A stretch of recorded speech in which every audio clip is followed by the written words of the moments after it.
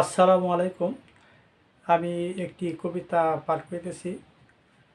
কবিতাটার নাম লাল শাড়ি, কলমে মোহাম্মদ আমি আইয়ুব আলী।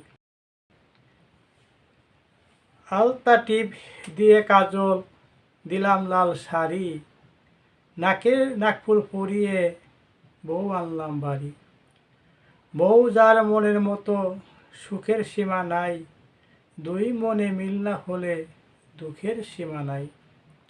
বাঁকা হারে সৃষ্টি নারী, রেখো না তারে ফেলে, দিয়েও ভালোবাসা আদর সুহাগ, গড়িয়ে নিজ হাতে তারে।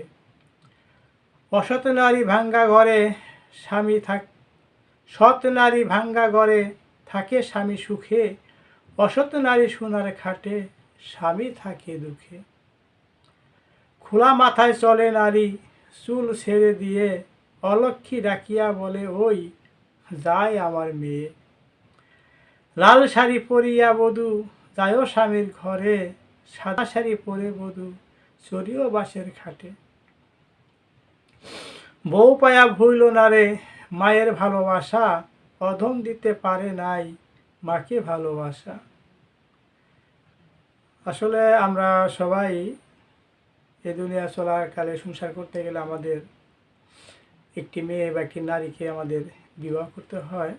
সে বিবাহ করতে সময় আমাদের অনেক কিছু দিয়ে আনতে হয়, কিন্তু বউ যদি কারোর মনের মতো না হয়, বউ যদি আমাদের মনের মতো না হয়, তাহলে তার ঘরে দোজখের জ্বালা, দোজখের আগুন, তার ঘরে সুখ নেই। আর যার স্বামীর সাথে স্ত্রীর সাথে মনের মিলন আছে, সে যদি গাছতলাও থাকে, ভাঙ্গা ঘরেও থাকে, তবু তো সবাই সুখে থাকে। একবেলা হয়তো না খেয়েই থাকে, তারপরেও স্বামী সন্তান নিয়ে সে নারী সুখে থাকে। আর যখন বধূ বাড়িতে আসে, স্বামীর ঘরে যায়, তখন সবাই লাল শাড়ি পরে, লাল শাড়ি পরিয়াই বেশিরভাগ লাল শাড়ি পরিয়ে স্বামীর বাড়ি যায়। কিন্তু আর ফোন করতে হয় যে আমি যেমন লাল শাড়ি পরে স্বামীর ঘরে আসলাম, আমি যেন সাদা শাড়ি পরেই ঘরের চৌকাঠ আমি বাড়িতে পারি।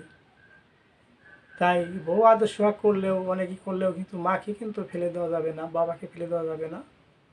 বউকে যেমন ভালোবাসতে হবে, মা বাবাকেও তেমন ভালোবাসতে হবে। তাই আপনারা সবাই যাদের মা বাবা বেঁচে আছে তাদেরকে আদর সোহাগ করবেন, ভালোবাসবেন, এবং মায়ের পায়ের তলেই সন্তানের ব্যস্ত। হয়তো আমি সেই ব্যস্ত কামাই করতে পারিনি, কিন্তু আপনারা এই সুযোগ যাদের আছে তারা কেউ ছাড়বেন না। আশা করি সবাই মায়ের সেবা করবেন, বাবার সেবা করবেন। ধন্যবাদ কবিতাটি শোনার জন্য।